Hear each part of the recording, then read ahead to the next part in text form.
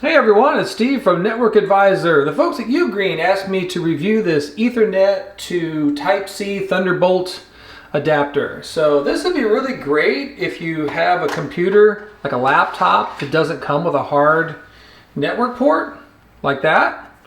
And they're extremely affordable. So like the last time I looked, this one on Amazon was about $13 US, and they're a snap to install. Now, if you do get this particular model, you do need to make sure that you've got a Type-C port available on your laptop. You may have the older style, which is the USB Type-A, the bigger one.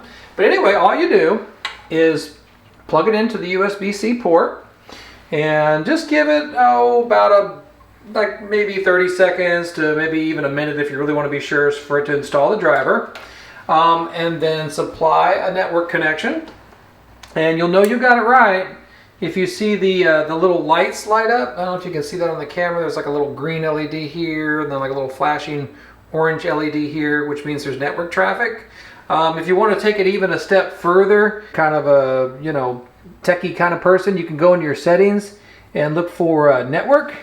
And within network, you should be able to see that adapter there. So in my network settings, I can see the USB connector. I can see that it's been assigned an IP address, so I know it's good and connecting.